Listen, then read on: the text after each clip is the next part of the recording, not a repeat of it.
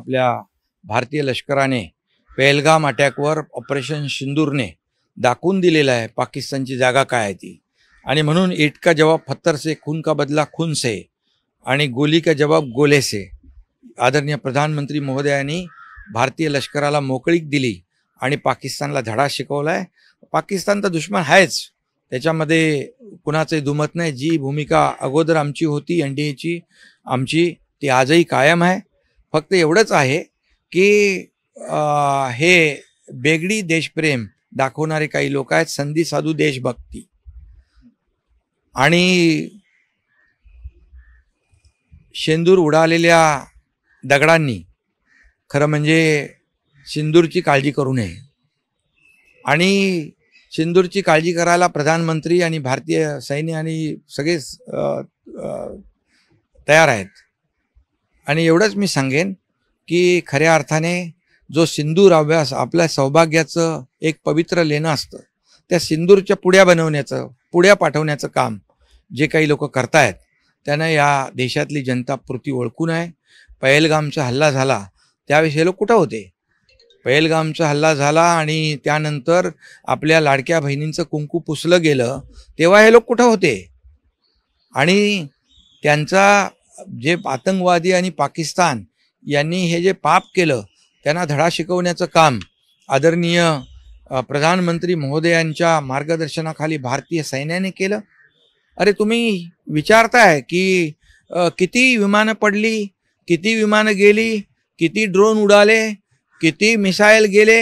अरे तुम्ही विचारलं पाहिजे होतं किती भारतीय सैनिक याच्यात शहीद झाले, आपले किती नागरिक निष्पाप बळी गेले, इथं किती वेळा आपल्यावर मुंबईवर अटॅक पाकिस्तानने केला, या ठिकाणी 26/11चा हमला पाकिस्तानने केला। हे विचारण्याच्या ऐवजी भारतीय लष्करावर संशय घेणारे लोक आदरणीय प्रधानमंत्री महोदयांना देशात विदेशात बदनाम करणारे लोक यांना हा प्रश्न विचारण्याची नैतिक अधिकार नाही। हे सगळं जमा केलेलं कुंकू आहे। आणि म्हणून मी एवढंच सांगतो, या ठिकाणी जे पाकिस्तानचा झेंडा घेऊन भर निवडणुकीमध्ये नाचवताना पाहिलाय, बॉम्बस्फोटमधले आरोपी प्रचारामध्ये नाचवताना पाहिले, फिरताना पाहिले, त्यांना काय अधिकार आहे पाकिस्तानच्या आणि भारताच्या या सर्व याच्यावर ऑपरेशन सिंदूरवर बोलण्याचा? आणि म्हणून मी मगाशी म्हणालो हे संधी साधू देशभक्ती दाखवत आहेत।